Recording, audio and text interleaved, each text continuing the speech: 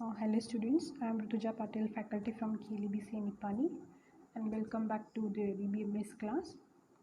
In the last video, I started discussing regarding the characteristics of database approach. So there we saw one characteristic, that is self-describing nature of database system. So what was the self-describing nature of database system?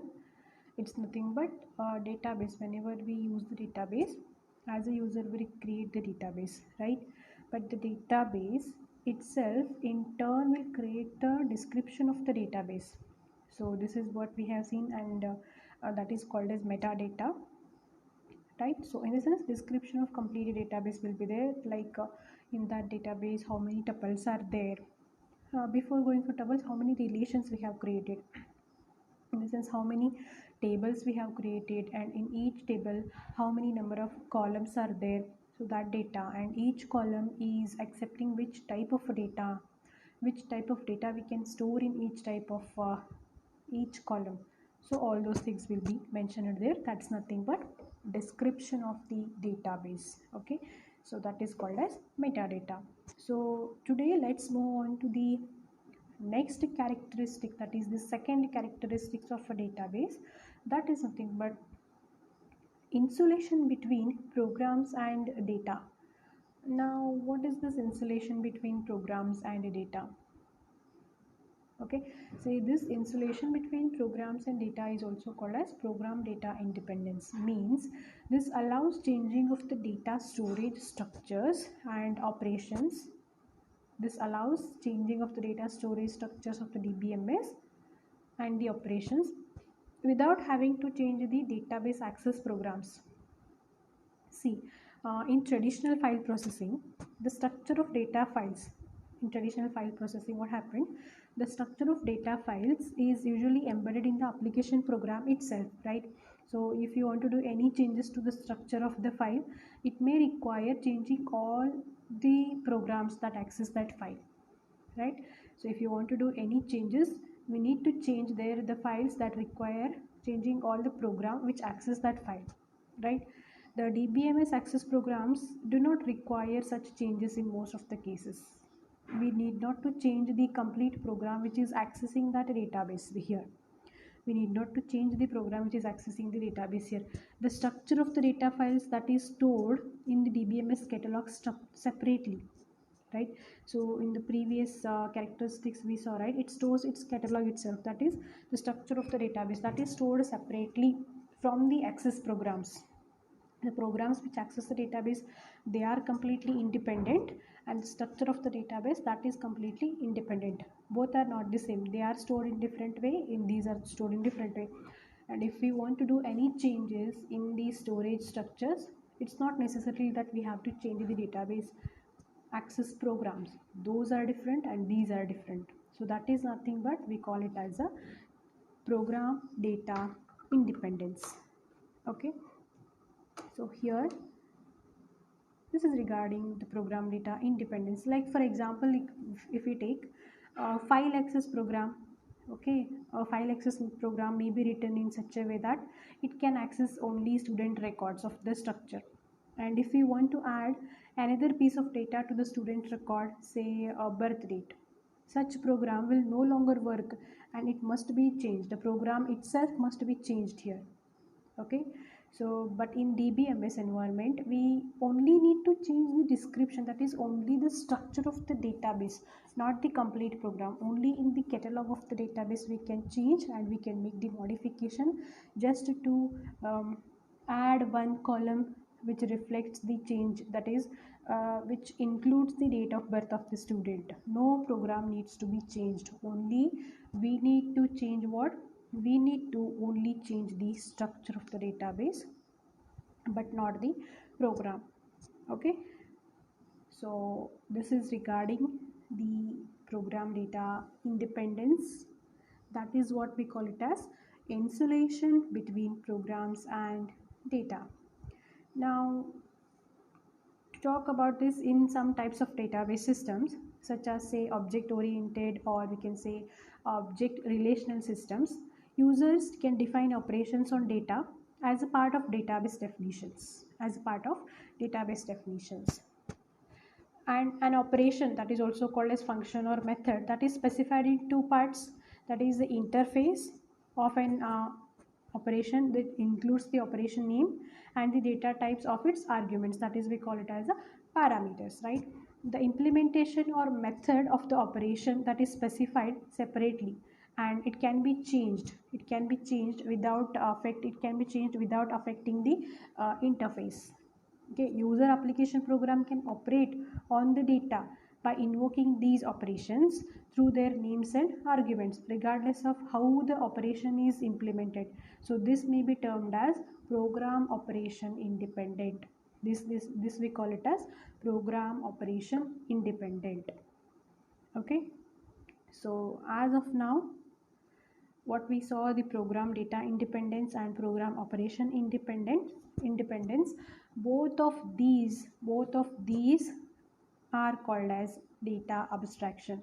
Why these are called as leading to the data abstraction? Why? Because it is going to hide the details of storage. See, do we know how our data is stored internally in the storage medium? On which disk it is stored? I mean, how, in the which format it is stored? No, as a designer or as a programmer, we don't know this, right? So that is the different only, that implementation part it is hiding us. Only what we know, that we are going to store our data in the database in the form of, say, tables, that is in the form of rows and columns, but we don't know how actually that is being stored internally. That is not known for the designer or the implementers, right? So what I can say here in the data abstraction is, those data, program data independence and program operation independence, these two are only, we can call it as data abstraction. Okay, since program and data are independent, even the program and operation are independent. What each other are doing, we don't know. Similarly, any data model is used to hide storage details. A data model we use, that is used for what? That is used to hide the storage details, and it presents the users with what? Only the conceptual view, in the sense the programmer will know only how he is going to refer to the data, but not actually how the data is stored in the database. The programmer is not known about this. Okay, he will not be knowing how actually the data is being stored inside the storage structures, inside the different storage devices that we don't know, right? So that is what we call it as data abstraction. Okay, next characteristics that any database management system that should possess is, it should support multiple views of the data. Now, what does mean by multiple views of the data? See, if I consider a bank database, so as a customer, I will be interested in only my account data, that is, say, what is the balance of my account.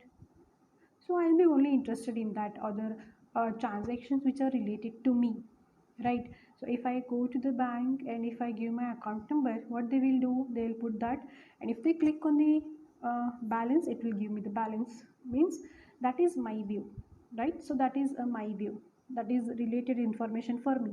If some other customer comes, what they will do, they will put their account number and whatever information is needed for that person, they will show it, right? So that is another person view,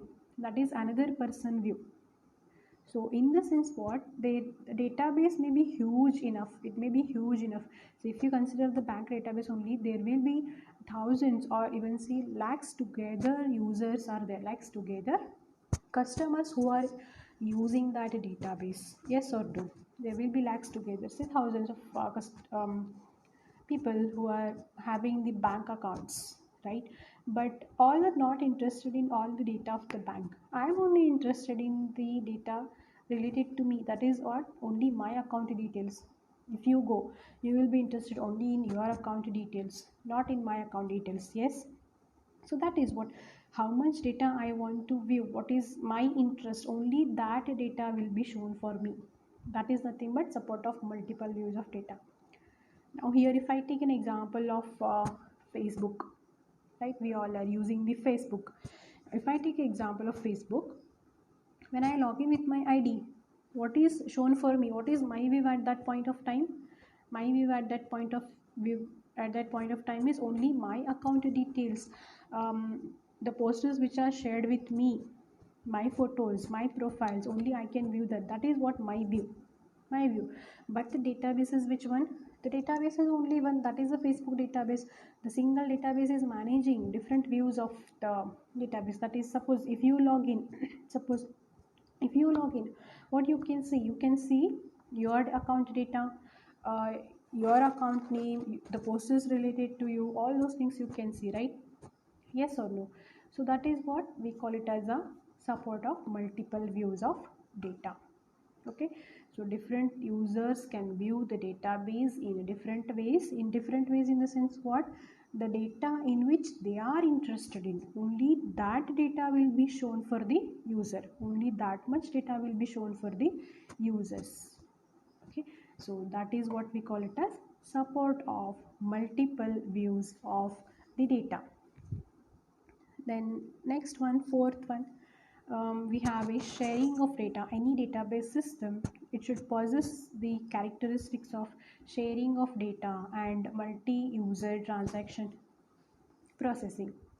Sharing of data and multi-user transaction processing, in the sense what, allowing a set of concurrent users to retrieve and to update the database. See, we can take an example of movie booking. Okay, assume that we all few people want to go for a movie, and what they will do, when you open, say, Book My Show is there, right? So when you open that site, what it will show you, okay, what is the next show, and when you click on that, it will show you available seats.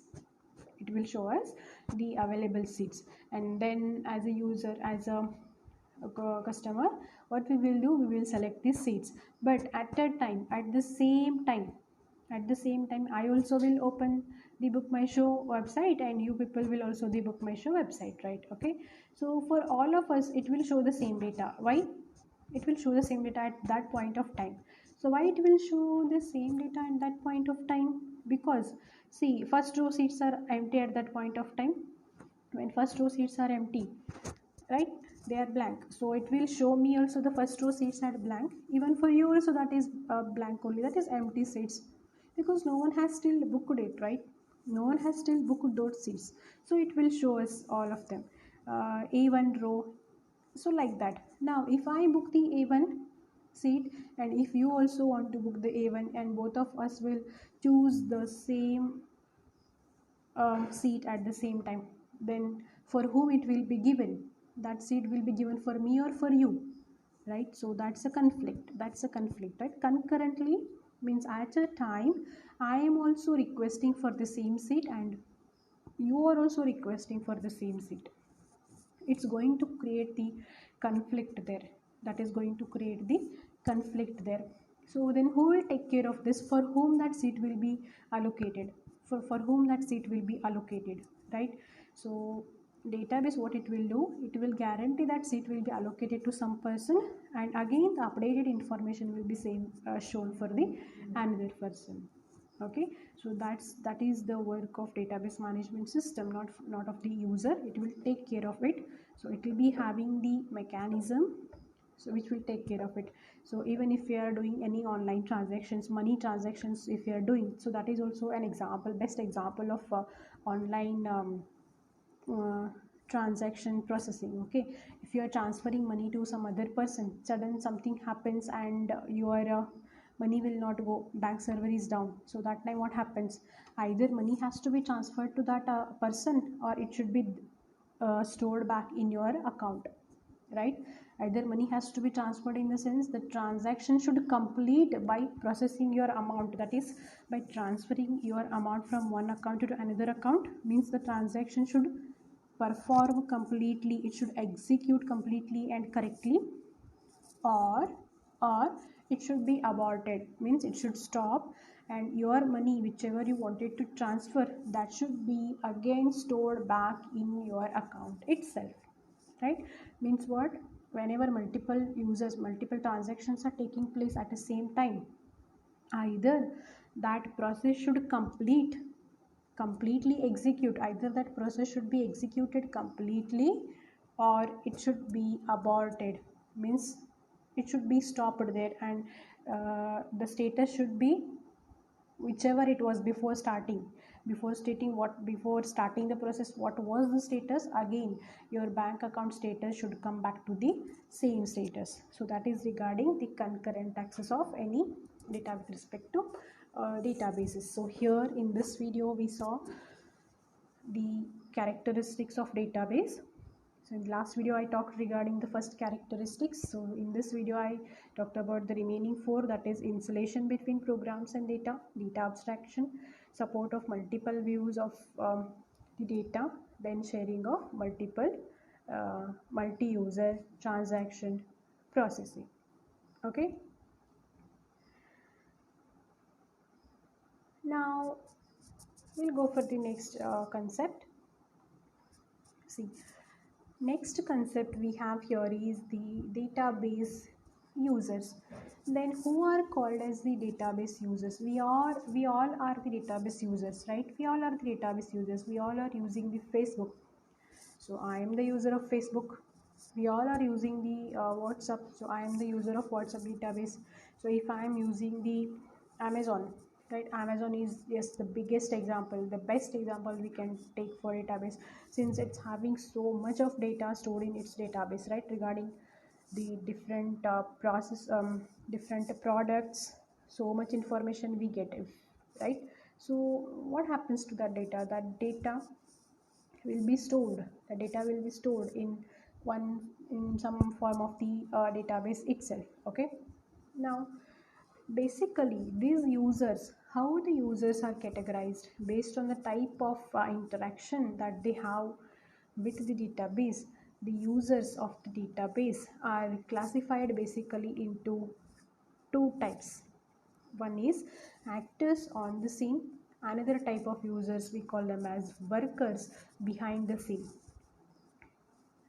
Names are quite interesting, right? So name says actors on the scene and workers behind the scene. Now we will get to know by seeing its name only. Actors on the scene in the sense who are using that database software. Workers behind the scene in the sense who are working with that database system, right? Okay. So see, the users may be divided actually into two, that is based on their use and control, means the users who are actually using that, who are using the database and they are controlling the content. They are not working at the background at the design part, right?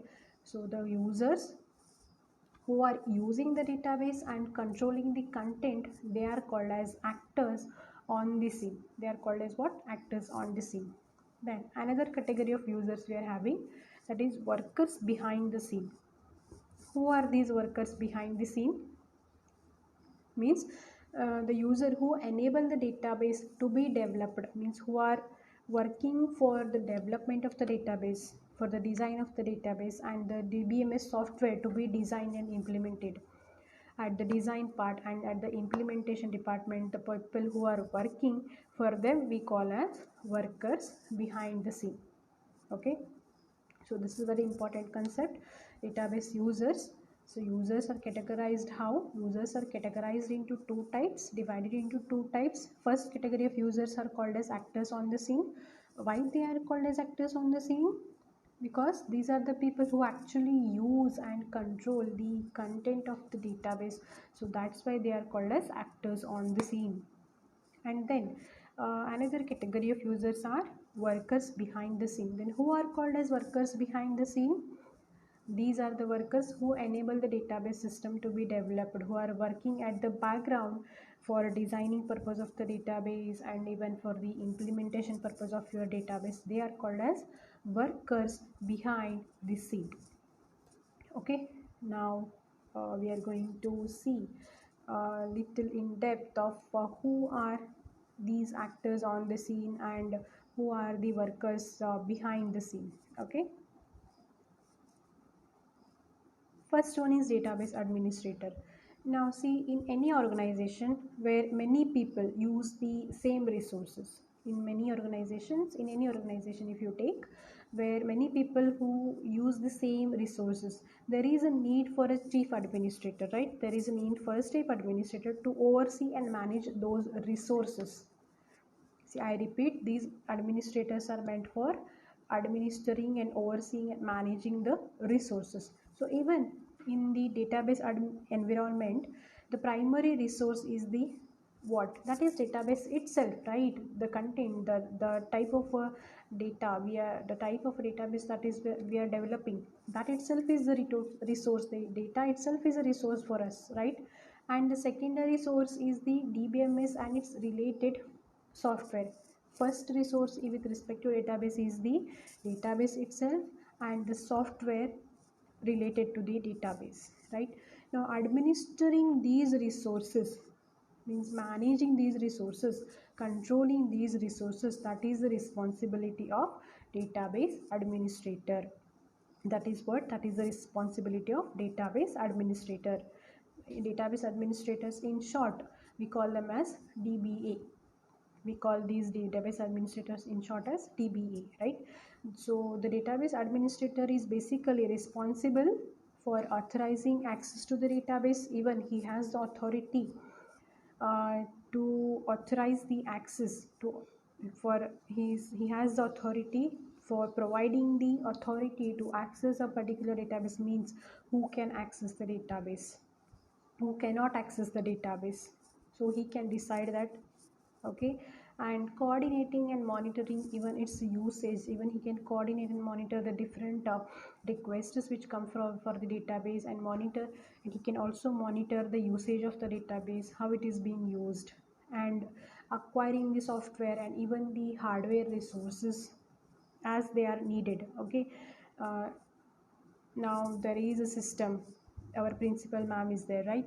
Principal will be there for the college, that person will take care of what are the resources required for the college, whether is there any faculties needed, any books are needed, all those things will be taken care by the principal, right?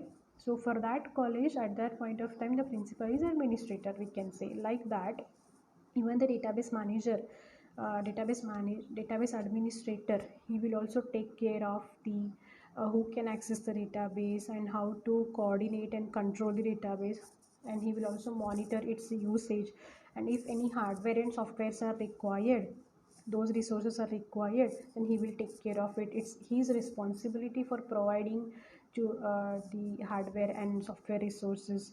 And even the DBA, database administrator, is accountable for the problems such as if any security breaches takes place. Okay. And if the system is not responding properly, the response time is poor. So these are all the different works of the database administrators. So basically, database administrator is what? He is responsible for authorizing the access to the databases and coordinating and monitoring its usage and acquiring the software and hardware resources if needed. Okay. And the DBA, that is database management administrator, is accountable even for the problems such as security breaches, in the sense if there is a problem with security and if the system is not responding properly, right? So this is all the work of database administrator, and he is the one user called as actors on the scene. Now next is another actor, that is another user of database acting as actors on the scene, that is database designers. Now the designers are basically responsible for what? For identifying the data that needs to be stored in the database, and for choosing the appropriate structure, which structure we need to use to, and to which structure is used to represent the data and store this data, right? So what is the database designer? He is responsible for what? He is responsible for identifying the data, which type of a data, what the data I need to be stored in my database, and for choosing even the appropriate structure for representing and to store this data, which type of a structure I need to use. There are different database structures, so which type of a structure I need to use. So these tasks are mostly undertaken before the database is actually implemented. So before we are going to implement the database in as a system, we need to take care of which data we are going to store there and who will take care of it. It's a work of the designer. He's going to collect the type of a data that we want to store in the database, and it's his work to even decide the structure, which type of a structure we need to use, which is appropriate structure to develop the database. Okay, and it is responsibility of the database designers that to communicate with all prospective database users. Okay, they have to communicate with the database users. For what purpose? They have to collect the requirements, right? They have to collect the requirements. They need to understand what are the requirements of the users who wants to use the database. The designer has to interact with those users, and he has to collect the requirements, what are their requirements, and then he needs to create the design that meets the user requirements. Okay, so in many cases what happens, the database designers are on the staff of the DBA itself and maybe assigned the other staff also. It depends upon the organization.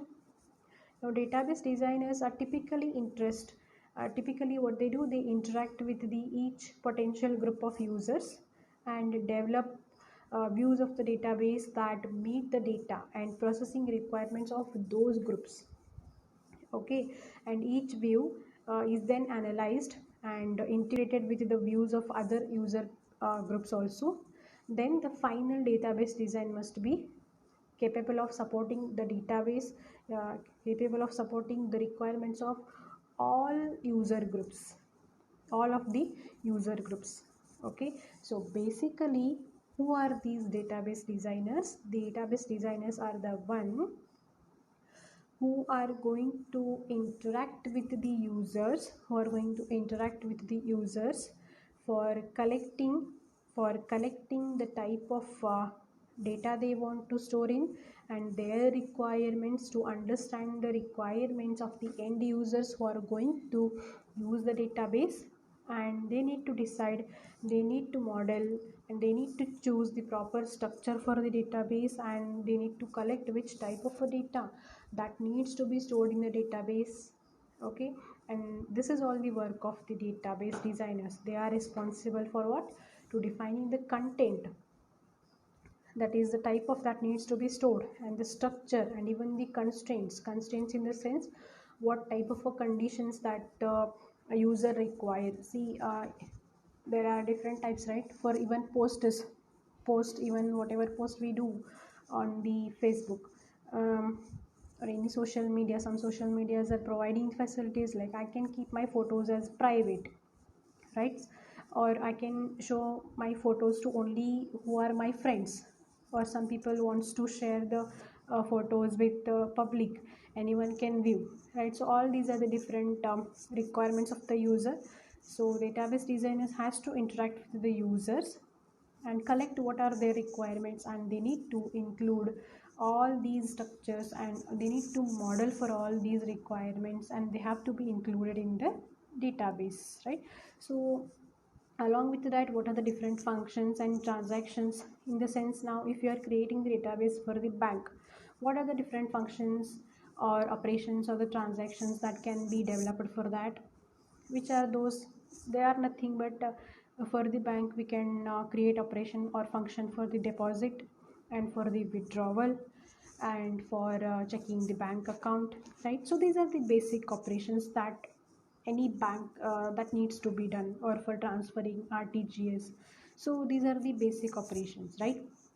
So the designer has to interact with the people for whom he is going to develop the database, collect the proper requirements, and based on those requirements, that designer has to develop the model for the database.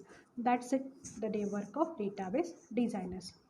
Okay, so in this video what we saw the four characteristics, and then we saw the different types of users, that is actors on the scene, then workers behind the scene. In the actors on the scene, we saw only, as of now, we saw only two users. One is database administrator and the database designers.